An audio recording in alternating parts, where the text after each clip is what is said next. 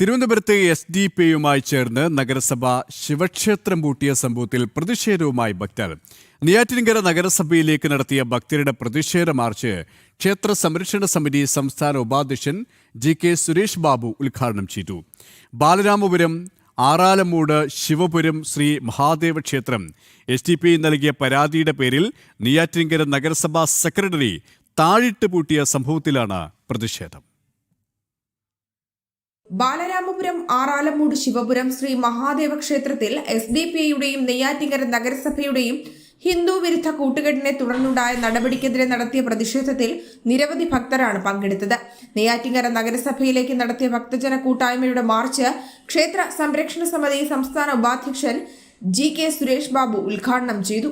നഗരസഭയുടെ നടപടി ഹിന്ദു സമൂഹത്തോടുള്ള വെല്ലുവിളിയാണെന്ന് അദ്ദേഹം വിമർശിച്ചു. ഏതെങ്കിലും ഒരു വ്യാജ പരാതി കിട്ടിയാൽ അതിൻ്റെ നിയമവശങ്ങൾ പരിശോധിക്കാതെ അതിൻ്റെ സത്യം എന്താണെന്ന് അറിയാതെ ആ ക്ഷേത്രത്തിന്റെ കവാടം പൂട്ടിയിട്ടാൽ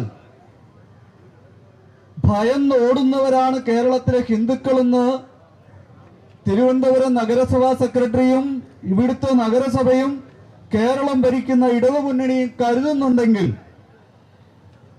അത് തെറ്റാണ്. നഗരസഭയുടെ നടപടി രാഷ്ട്രീയ പ്രേരിതമെന്ന് ഹിന്ദു ഐക്യവേദി സംസ്ഥാന സെക്രട്ടറി K പ്രഭാകരൻ കുറ്റപ്പെടുത്തി.